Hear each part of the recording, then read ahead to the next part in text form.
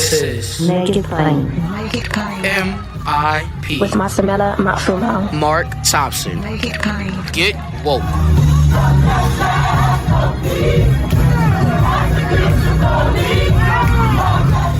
You know what today is? It's Thursday. So you know what that means. We're always blessed to have with us the founder of DailyKos and the founder of Civiqs with a Q. So let's get into, we're friends. We were just talking about our holiday plans or lack thereof. And we touched on this a little bit last week, but let's talk about it a little bit more. And Markos was just saying off mic, I'm going to say what he said off mic. He said he's not very impressed with the resilience of the American people right now. Hey, That's man, the truth. good to see you. Good, how you doing? I love the John Ossoff and Warnock rapper. Yeah, we're going to get into Very that. cool. And they're wearing masks. Yes. Weird. Weird. Which is what everybody else ought to be doing. I was just looking at a list. of the 10 most COVID-stricken states and with the highest rate and the 10 states with the lowest rate. And without any exceptions, the 10 lowest rates, which are still high, were all blue states, and the 10 highest rate states were all red states. And we're talking 50% type of rate. This is like Iowa, Wyoming, the Dakotas. It's an absolute, it's a humanitarian disaster. And obviously there's no national strategy. Biden can't even get access. The transition team can't get access to the data that the feds have, and then people seem to not care, or they're just over it. And I was just thinking, this is an American people that was tough through World War II, right? I mean, the resilience of the American people, and wearing a mask that broke America. That literally broke America, wearing a freaking mask. Yeah. But I think it takes something as minuscule as a mask. Not that the pandemic is minuscule, but just that one singular object, Markos, to demonstrate the power of someone like Donald Trump. In other words, people will say, well, he doesn't have any influence on us. We do whatever we want to do. But the fact of the matter is, he has influenced people to minimize the pandemic and therefore minimize masks. And between him and Fox News, man, my friends over Media Matters and other people organically on Twitter is saying Fox is eligible for a class action suit because they almost single-handedly have been telling people not to wear masks for ever since the time this started. And people saying we could put together class action for illness and death and lay that at the feet of Fox News, literally. So if you didn't have Trump and you didn't have Fox News, who are we making a big deal about it, mass? They couched this in such a way that it became an act of resistance. No, police reform is an act of resistance, not wearing a stupid mask. Wearing a freaking mask, and it's not even to protect you; it's to protect everybody around you. So these are the same people that supposedly are Christian, right? And love thy neighbor, but you know what? Infecting the neighbor and potentially killing her—that's apparently okay. I cannot understand. I will never understand. And Mark, you probably saw this, right? There was this whole cottage industry of anti-maskers and COVID deniers who would say, like, I can't wait for the election to be over because then Democrats will stop talking about the COVID hoax. Yeah. Because they think like they do, right? Like the Honduran caravan hoax or the MS-13 gang members, they're or Antifa coming for your rural white county for no reason, right? I mean, those are hoaxes that disappeared after the election. We've seen that. They think we're the same way. We're not the same way. And they thought that, oh, good, once the election's over, we can stop talking about COVID. And I wish we could stop talking about COVID now that the election's over. But it's worse. And Mark, this was so predictable. Remember? I mean, did you see those charts of the Spanish flu? And maybe you saw them where it's you got a little bump the first round, then you had the summer where things got quiet, and then there's this big spike, right? Everybody knew this was coming, and yet here we are in that big spike, and it's only growing from here. Yeah. It's only getting worse. 10 people gathering. They're closing schools in New York City, beginning today. And you're right. We used to take the transition process for granted, but now we're seeing that that's actually, it's not just folks showing up at the White House for tea on Inauguration Day and doing the whole thing. There is a process for continuity, institutional continuity of government, and that's being undermined. This is scorched earth and sabotage. That's why sometimes when you fire people, you have to escort them out the same day. Yeah. Because they'll sabotage what's going on. This could, I mean, not to mention everything else it could set back, national security and whatnot, but it's going to set back the plan, any competent plan. Anything other than what Trump has done is a competent plan. So if Biden called Markos and me today, hey guys, I need you and Mark to come up with a plan, we could come up with something on this show that would be more competent than what Trump has done. So Biden has a whole team, but they can't do what they need to do to save the rest of our lives because they refuse to acknowledge that the election is over. We saw what happened in Wayne County. What was that? Racism. Right. I mean, what else was it? I mean, that's what it was. And you know what's really funny about that? I mean, I'm not sure if you've talked about it already. People know what you're talking about, but the counties in Michigan have split commissioners that certify the vote. And you need a majority, right? So it's 2 Republicans, 2 Democrats.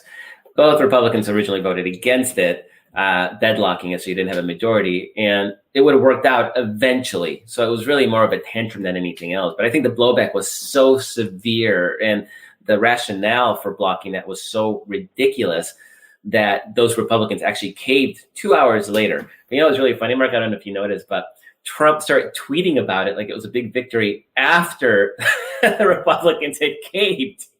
So he's just, it was like 4 or 5 tweets, you know, talking about how great it was, what was happening in Michigan after the vote actually had been certified. And he didn't comment on it again until this Wednesday. What day are we in? Wednesday morning. And he didn't comment it until Wednesday morning. I don't think anybody wanted to tell him. I think everybody was afraid to go up and say, you're tweeting about something that's actually not true. So I actually thought that was pretty funny. And we got to get our little bit of levity and chuckles in it, because this is actually kind of serious. And the refusal of this administration to sort of pave the way for the transition team really is dangerous. And like you said, Mark, could endanger national security, but certainly pushes us back in our ability to handle the virus in January, particularly with vaccines starting to hit the market. I guess they intend to never acknowledge defeat. And I anticipate they probably won't participate in any of the handoff January 20th itself. Is that, you think that's what's going on, or that's the plan? Yeah, I think the plan is to delay the final determination as long as possible. So Atlanta allows for a recount. They just did a hand recount, so there's no reason to do another recount, but they're going to ask for that full recount because they don't have to pay for it. The state of Georgia does. And it'll delay that ability to say the votes have been counted. So they're going to drag it out as long as possible for 2 reasons. One is they got the grift. He's got to get the grift, and he's raising money off these, basically what they're fake lawsuits in a lot of places. Like in Pennsylvania, they'll file a lawsuit that applies to 500 ballots, but then they'll go to their email list and say, Donald Trump is fighting in Pennsylvania to count all legal votes, send us money. So one is you got to keep the grift going. 2 is Trump is clearly, he thinks he's running again in 2024.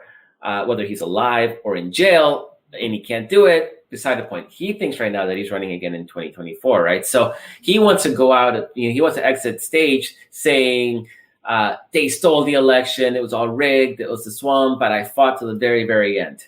And they want to create that the story, right? So this all requires this just to drag out as long as possible.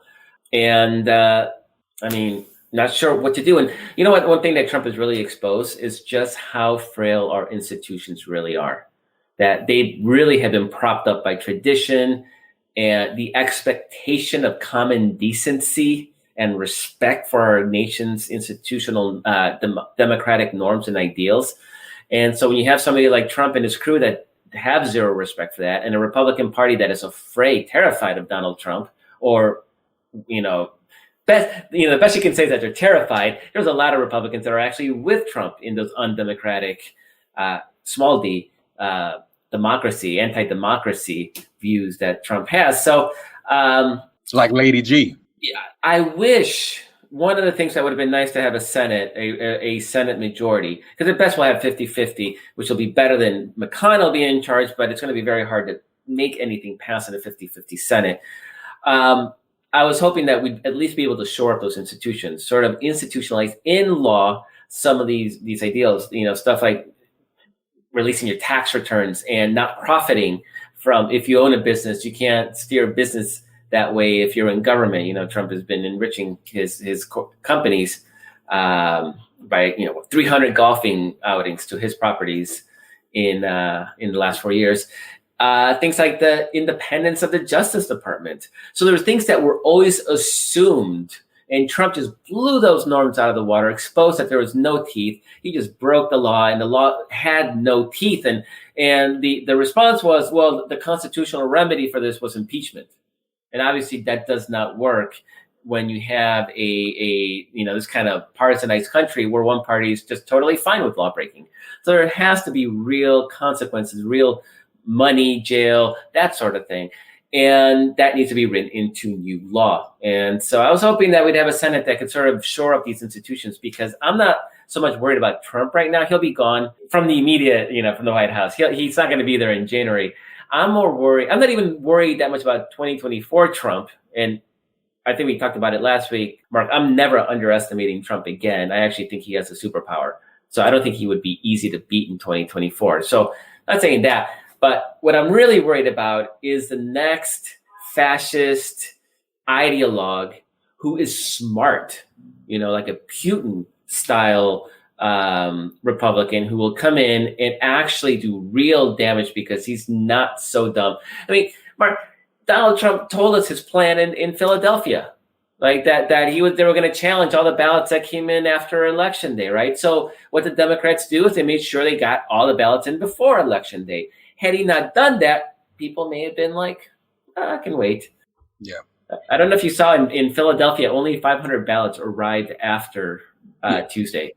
Yeah, not a big deal. So what happens when you have a Trump type of ideologue fascist without the dumbness of Donald Trump? That's what I'm afraid of. Should Lady G, speaking of jail, should Lady G be prosecuted? I mean, he's literally, well, he or she is, he says Lady G, so I'm not sure. Lady G is tampering. He called the Georgia Secretary of State and tried to talk him into throwing out ballots. That's not tampering. That's not against the law. Lady G. I actually didn't get it until right now. Oh, I was a little slow on the uptake there. I was slow on the uptake. I was going to pass it off, but no. Okay, I'm owning it. I'm a little slow this morning. Okay, that's okay. Yes. And then he claimed, I talked to all these Secretary of States. They all came out and said, no, he didn't. And the thing is that it's actually kind of remarkable, Mark, that we have this Republican Secretary of State in Georgia who is under assault by everybody. And he's actually trying to do a good thing. He's actually trying to do his job. And it is bizarre, to say the least, how surprised I am at a Republican not trying to subvert democracy. And, Yeah, the fact that he had other staff on the call when Senator Graham called him asking to throw out ballots is sort of takes it away from he said, she said, right? There's actual evidence, there's corroboration, and that that Republican, I forget his name because it's like a long German name, but he made sure he covered his tracks, that he covered his bases to make sure that he had witnesses to that conversation. And I suspect he did because I'm sure a lot of other Republicans are trying to do the same thing, trying to subvert that vote count. Yeah. And that's, but like you said, he's Republican. He's not going along with it. He probably realizes there's life after Trump and Lady G. Sure, maybe it's democracy. Maybe there's some of them left that still actually respect that. Now, for sure, you're going to see him be challenged in 2022. I mean, he's up for re-election, and you better believe that the Trumpkins are going to throw a challenger because he didn't steal an election. But so he may pay a price. I hope not. I hope he survives, and I hope we beat him with a Democrat in the general election. But that's what the Republican Party is left with. I mean, it's actually whatever happens with Trump, this Republican Party is tainted with it, and they're not going to be able to pretend that it didn't happen, that this never existed. You mentioned Trump's superpower, which you have identified as the hidden deplorables, who surface when he's on the ballot. Mm-hmm. When he's not on the ballot, maybe not.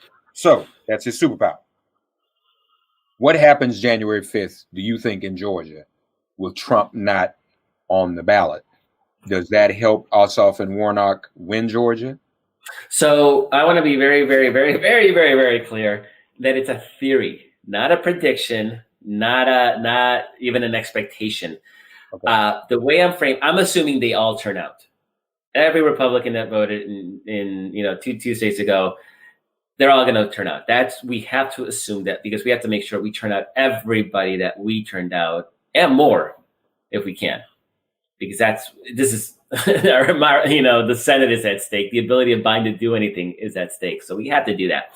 That's my assumption. That's my assumption. Now, if my theory is true, there might be a drop off, and obviously that would make our job easier to win. But also, it would mean that we're looking better for 2022. If Republicans can't turn out the Trumpy base when Trump is not on the ballot, it makes it easier for us to make gains.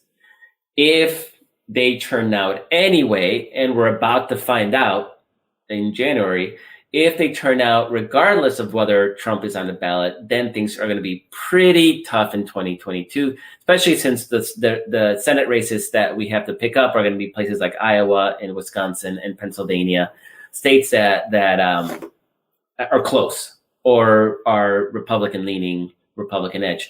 I'll say this, Mark, they didn't turn out in 2019. They didn't turn out in 2018. They didn't turn out in 2017. So recent history suggests, like I didn't think they were going to turn out again, right, in 2020 because they hadn't been turning out, but they did turn out. This hidden deplorable has turned out. I think we talked about this last week, Mark, but I just, the numbers we're talking about, Donald Trump won Georgia in 2016 by 5 points. And from 2016 to 2020, he got 360,000 new votes. 360,000 more Georgians turned out for Donald Trump in 2020 than did in 2016, right? And he won by 5 points. It should have been enough. But Stacey Abrams and allied organizations and amazing Georgia volunteers, I mean, that Georgia liberals are like the best organized in the country right now. They turned out an extra 590,000 votes in just 4 years, which again, like every time I think about that, just blows my mind. That's how we went from losing by 5 points to winning by a sliver, even though Donald Trump got 360,000 more votes. Now, that 360,000 more votes, they didn't turn out for Jack Kemp in 2018. They didn't turn out. These are Trump voters. Will they turn out for Carrie Loeffler and Purdue to milk a toast, nothing burger, standard Republicans? That's the big question. The other one is, are people going to turn out? That's the other big one. And so we turn out our people, and if we do things right, Joe Biden won. So if we do what we need to do and get our people out, we're going to win no matter what. But I would like some breathing room. I'm hoping they don't turn out, because I think that would bode well for 2022 and moving ahead until the next Trump shows up. Right. And that proves your theory, which I think is not far-fetched at all, which is actually pretty sound. Have you any more revelations from November 3rd in terms of what you and Civiqs have been looking at? Nothing yet. I mean, data's still sort of kind of trickling in, right? So we now know that the youth vote nearly doubled from 2016 to 2020. Every single close race that we saw on the ballot, including Joe Biden's presidential victory, I think owes a huge debt of gratitude to that youth vote. Went up to 56%, from like 28 to 56%. That means we still have a lot of low-hanging fruit. The early data also suggests that the white vote, that white rural vote that has killed us, it's pretty maxed out. So even if Trump keeps being Trump and keeps turning out these people, they're dying off. They're moving away from those rural districts. Young people are moving away from those rural districts. Those are dying areas. And then graphically, we're still marching ahead. So in 2012, Obama lost Texas by about 15 points. Hillary, 4 years later, lost it by 9. Biden lost it by 6. It's marching in the right direction. I mean, those are the demographics. It's all marching in the right direction. On the other hand, less hopeful about that upper Midwest. I think we're in real danger. It's really, really white. Places like Minnesota, I wouldn't be surprised to see Minnesota turn red in the next 20 years. So we need to shore up those places like Georgia, Texas, Arizona, create a new base, presidential base, for support, because white people are being white people, and we're losing them. You had also written a little bit and talked about it on your own show. What Biden can actually do on day one, what he may even be able to do, whether we get the Senate right away or not. There's certain things he can do from the Resolute desk, can he? Yeah, and I would encourage everybody to check out the American Prospect. Old friend David Day and over at the American Prospect has a series called the Day One Agenda, and the entire premise is that the federal agencies have an immense amount of power under existing law, so you don't need to pass anything new, and a lot of it would require some pretty creative use of the law, and you have a hostile Supreme Court. So, for example, there's a law that says there was a environmental disaster in a county in Montana. So there was a law passed that basically said that a county that has suffered environmental catastrophe can have Medicare for all. This is all, it's in the law. In this town, everybody in this town has Medicare, even no matter their age. You can declare, because of climate change, you can declare the whole country an environmental disaster. And so you have Medicare for all. It doesn't require anything having to do with Congress, nothing at all. Now, of course, Republicans would sue, would go to the Supreme Court. Point being, and it's a 6-3 court, would the court vote against people having health care? I mean, there's a political question, and it's a real political question. And if they do, Democrats have something to run on. That's right. Right. So the question isn't will it get through the Supreme Court? It's to use the power already granted by existing law, and then not being constrained by what the Supreme Court might or might not do, and then use that to run for a bigger Senate majority, but 2, importantly, court expansion, because the Supreme Court Republicans, they got a stay of execution because they were able to keep the Senate. And I don't think a 50-50 Senate gets us to a court expansion. But this is not a battle that ends today. right? And there's going to be an election in 2 years.